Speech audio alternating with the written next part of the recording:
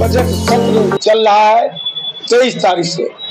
इन्होंने माननीय प्रधानमंत्री जी, वित्त मंत्री जी और वित्त राज्य मंत्री ने आश्वासन दिया था कि हम बजट सत्र में कर्मचारियों का जरूर कुछ होगा, इसमें हमारी जो मांगे हैं वो निकल कर आएंगी।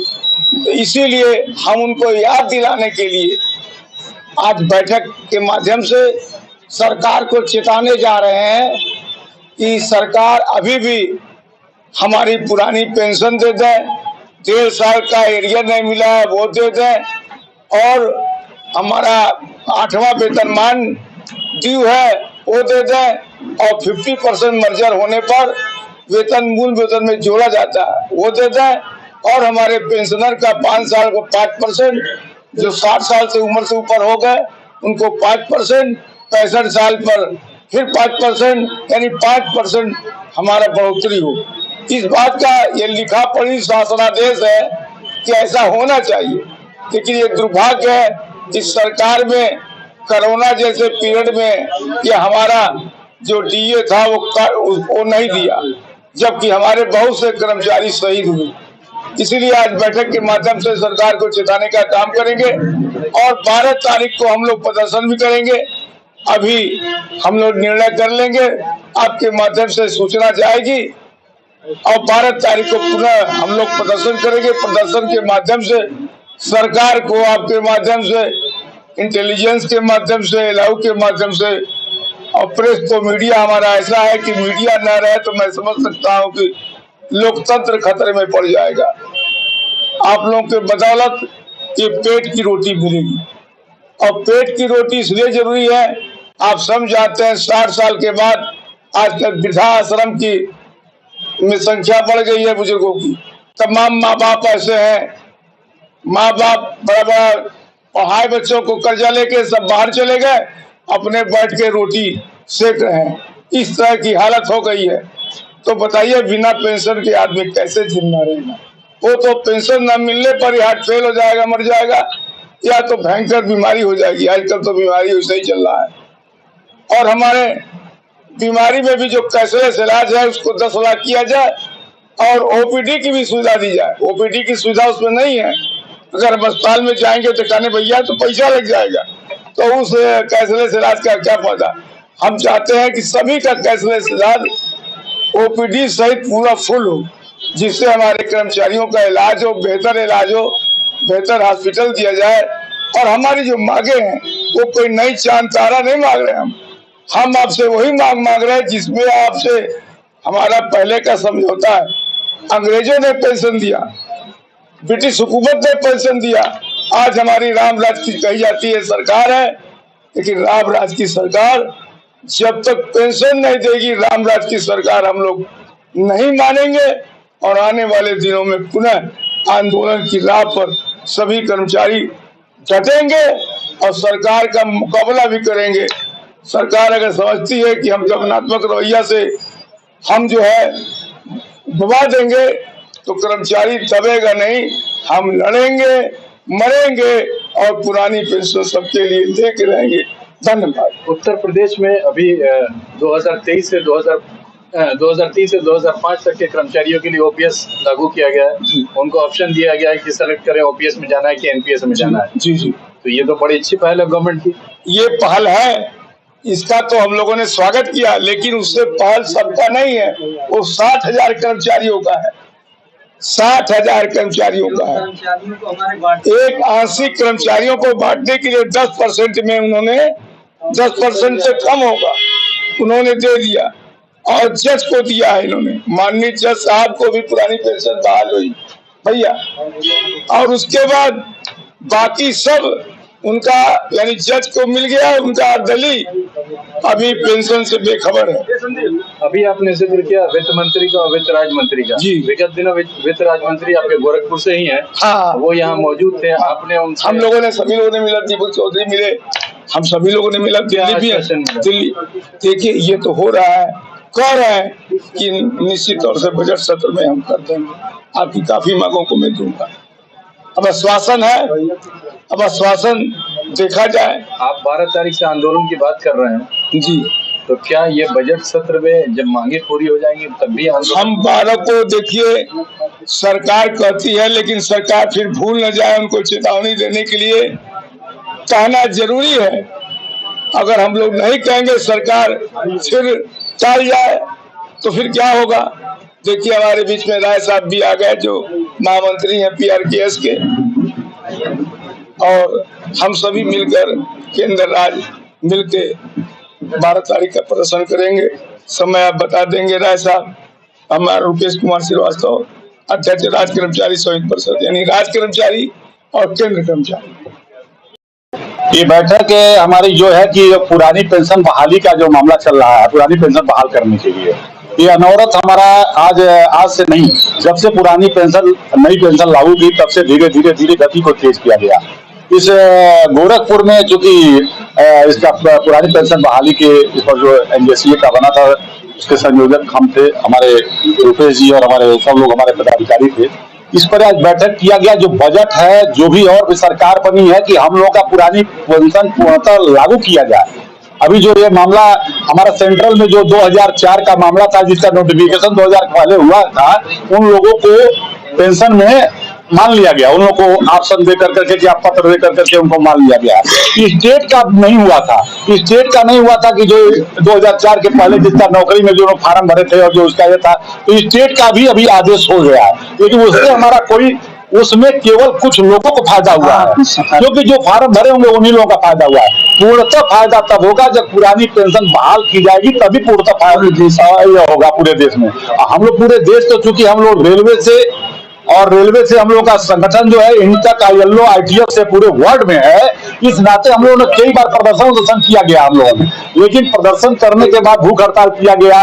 रोजाना यहाँ गोरखपुर में हमारे सब स्टेट के और सेंट्रल के मिल करके लोग प्रदर्शन किए, भूख हड़ताल किए। अखबारों में मीडिया का पूरे भारतवर्ष में केवल गोरखपुर की मीडिया के लोगों ने और चैनल के लोगों ने और छोटे बड़े अखबारों ने उठाया। दिल्ली में इतनी बड़ी मीटिंग हुई थी, लेकिन कोई मीडिया ने नहीं उठाया, केवल छोटे चैनलों ने उठाया था।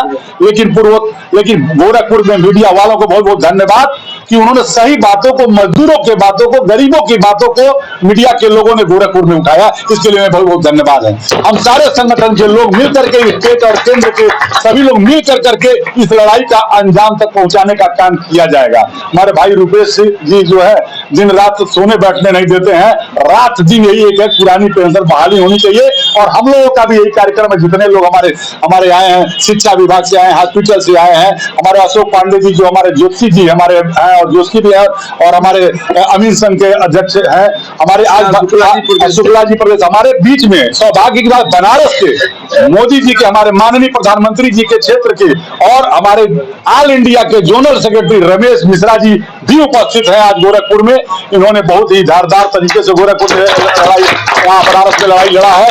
इस नाते हम लोग इस आज की मीटिंग में यही आह्वान करते हैं कि बजट में, संसद में, पार्लियामेंट के जो मीटिंग होती है उसमें हमारे पार्लियामेंट के मेंबरों ने अब उठाना शुरू किया है कि हमारा कुछ पार्लियामेंट के मेंबरों ने उठाया है। इस नाते पुरानी पेंशन बहाल करना आवश्यक है, ये जरूरी है, नहीं तो आज हमारी खत्म की है, उनकी भी बारी आएगी, जो 5 है वो घटता नजर आएगा।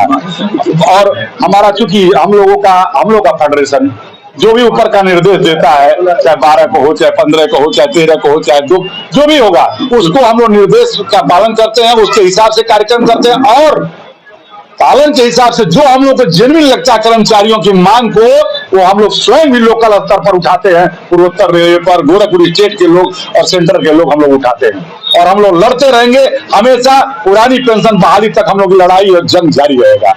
मैं विनोद राय, पूर्वोत्तर रेलवे कर्मचारी संघ महामंत्री, NFIR का सहायक महामंत्री, NFIR नई दिल्ली हूँ। बताना चाहूंगा कि हमारे महामंत्री डॉक्टर M राघोइया साहब ने सबसे पहला नोट कैबिनेट फाइनेंस सेक्रेटरी को दिया, जिसके अंतर्गत उन्होंने बताया कि भारतीय रेलवे के जो कार्य है कितना दुर्भाग्यपूर्ण है और रेलवे एम्प्लॉय किस तरह से काम करता है, इसलिए वहां पर ओल्ड पेंशन स्कीम का होना चाहिए। एक ही बात मैं बोलना चाहूंगा कि पुरानी pension scheme non contributory plan है, new pension scheme contributory plan है।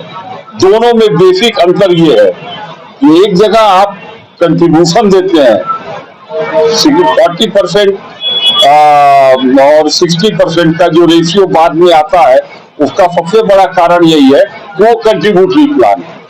दूसरी बात, पुरानी पेंशन स्कीम सिक्योर करती है पूरे लाइफ को, आपकी लाइफ, जो एम्प्लॉई उसकी लाइफ को, उसकी विडो को, उसके अपंग बच्चों को, उसके डाइवोर्स बेटियों को वो सुरक्षित करती है। न्यू पेंशन स्कीम में 40% 60% का रेशियो है। जब आप रिटायर हुए आपको दे दिया और उसके बाद जब तक आप हैं तब तक आपको मिला, उसके बाद कुछ भी नहीं मिलना है। तो ये बेसिक अंतर है। हमारे यहाँ क्या है कि ओल्ड पेंशन स्कीम में आपने जो दिया 50% लास्ट पे ड्रान का 50% आपको मिलता है, लेकिन न्यू पेंशन स्कीम में ऐसा नहीं है। वहां पर वही 60 और 40 का रेशियो है। जब आप इसमें देते हैं 50% लास्ट पे ड्रान, वो भी 15 साल के बाद वो फिर जुड़ जाता है, वो 50% को पहुंच जाता है। ऐसा इसमें इसके अंतर्गत न्यू पेंशन स्कीम के अंतर्गत नहीं है। ये बेसिक डिफरेंसेज हैं।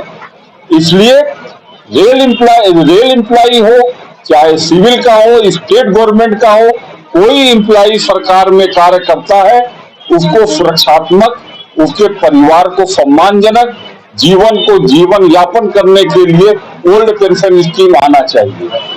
रह गई बात हमारा फेडरेशन, ऑलवेज जो कैबिनेट फाइनेंस की मिनिस्ट्री में गया, दोनों कैबिनेट फाइनेंस मिनिस्ट्री में डॉक्टर राघोइया ने बहुत डिटेल के अंतर्गत ये दिया है कि क्यों और किन कारणों से एक एम्प्लॉय जो अपनी पूरी सेवाएं देता है उसको ये बेनिफिट मिलना चाहिए। फेडरेशन का ही प्रयास रहा कि आपका 2005 तक का ये सफलता मिली फाइनेंस का, यदि दिसंबर 31, 2003 के पहले आपका अपॉइंटमेंट हुआ हो, नोटिफिकेशन जारी हुआ हो या मेडिकल हो गया हो, ऐसी परिस्थितियों में आपको वो लाभ मिलेगा, जिसके के तहत 2005 तक का आपको बेनिफिट मिला है। अगर ऑप्शनल है ना, उसमें तो चॉइस है ना कि आप एनपीएस में जाना चाहते हैं या ओपीएस में। वो एम्प्लॉय कोई भी एनपीएफ में जाना नहीं चाहता। नहीं, गवर्नमेंट की तरफ से ये ऑप्शन है ना, वो ऑप्शन तो दिया हुआ है, इनकम टैक्स में दिया है कि आप पुराने स्लैब में आप दे सकते हैं और न्यू स्लैब में दे सकते हैं। ये तो विकल्प है, जिसमें आप जाना चाहें और जिस रूप में जाना चाहें। चलिए, एक महत्वपूर्ण सवाल है कि 2004 में ओल्ड पेंशन स्कीम को बंद किया गया केंद्र में।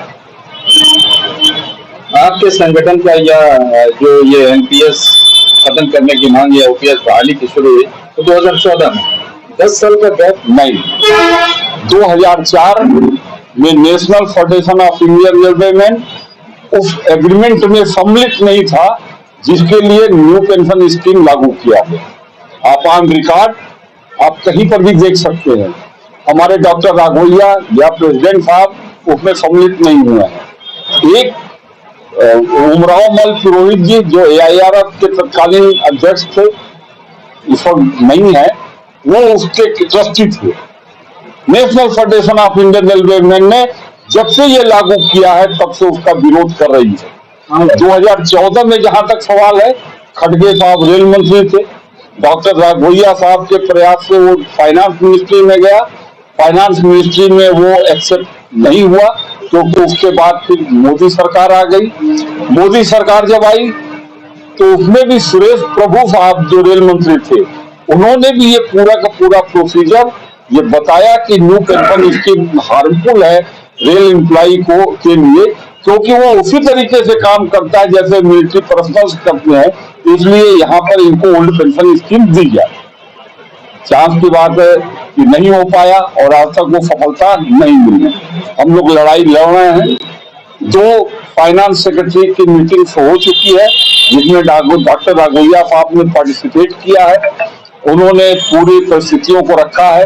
हम उम्मीद करते हैं आप लोगों का सहयोग, साथियों का सहयोग स्टेट गवर्नमेंट हो चाहे केंद्र की सरकार के कर्मचारी हैं, उनसे हम लोग मजबूती से लड़ेंगे, लेंगे, प्राप्त करेंगे और अपने आने वाले कल को सुरक्षित करेंगे।